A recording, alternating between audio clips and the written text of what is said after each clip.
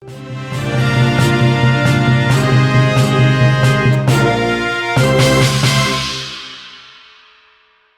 Gubernur Sultra, Alfian Taufan Putra menjadi calon tunggal Ketua Himpunan Pengusaha Muda Indonesia atau HIPMI Sultra. Demonstrasi tolak anak Gubernur Sultra ini, Ali Mazi Alfian Taufan Putra pun yang menjadi calon Ketua HIPMI berlangsung ricuh. Puluhan mahasiswa terlibat bentrokan dengan satuan polisi Pamong Praja dan imbasnya seorang jurnalis juga ikut dianiaya. Selengkapnya akan disampaikan rekan Fadli Aksar, jurnalis Tribun News Sultra yang kini sudah bergabung bersama kami. Halo rekan Fadli. Ya, halo dia. Halo. Rekan Fadli, bisa Anda ceritakan bagaimana bisa pemukulan wartawan oleh Satpol PP dan polisi ini terjadi? Ya, baik. Seorang jurnalis atau wartawan di Kota Kendari, Sulawesi Tenggara mengalami kekerasan oleh aparat kepolisian dan Satpol PP Provinsi Sulawesi Tenggara saat meliput unjuk rasa di depan Rumah Jabatan Gubernur Provinsi Sulawesi Tenggara pada Kamis Februari 2022 siang kemarin. Jurnalis bernama Laude Muhammad Deden Saputra ini mendapat kekerasan di bagian tangannya atau mendapat pukulan dari PPP dan kepolisian. Kekerasan bermula saat dirinya meliput kericuhan.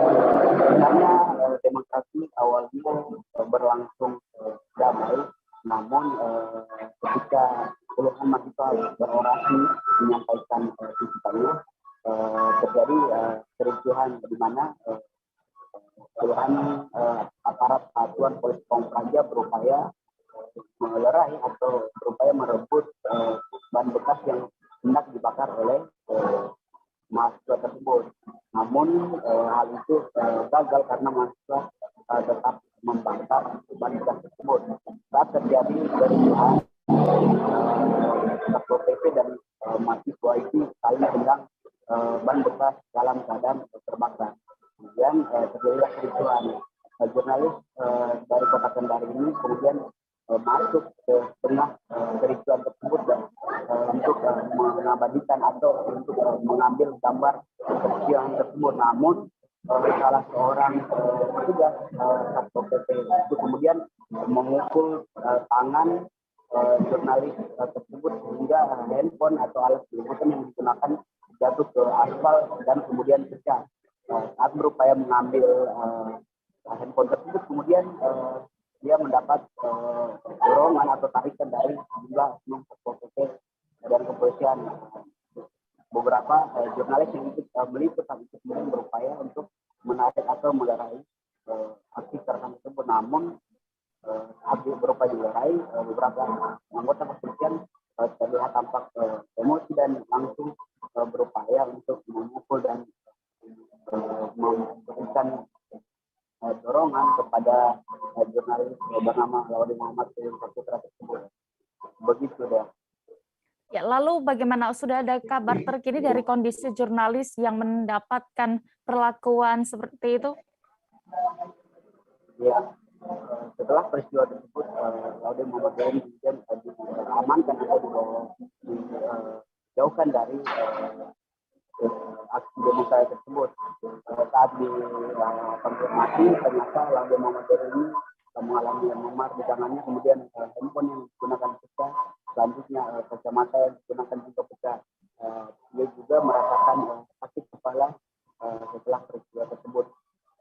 Kemudian dirinya pun diadvokasi oleh teman-teman organisasi jurnalis di Kota Kendari, yakni Ikatan Jurnalis Independen atau AJI Aliansi Jurnalis Independen atau AJI Kendari dan Ikatan Jurnalis Provinsi Indonesia Sulawesi Tenggara. Begitu deh.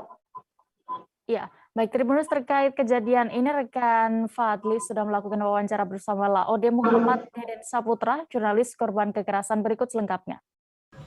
Beberapa masa aksi yang mencoba untuk membakar ban. Setelah terbakar itu salah satu Satpol PP ngamuk fokus ke salah satu oknum Satpol PP itu ngerekam dia. Ngelihat saya ngerekam, mungkin gak terima dia saya rekam personilnya, lewat dia pukul tangan saya hingga HP saya jatuh. Pukul tangan saya, dia mundur, berusaha menghindar. Saya langsung ambil HP, saya tarik bajunya supaya jangan menghindar. Tapi teman-teman dengan masa aksi yang lain udah mulai bentrok situ gara-gara terpancing oleh suasana itu. Terpancing, saya dilerai sama salah satu rekan wartawan dari Haluan Sultra. Dilerai setelah pindah ke bagian depan pintu paripurna, gerbang paripurna DPR. Di situ ada lagi beberapa personel kepolisian yang mencoba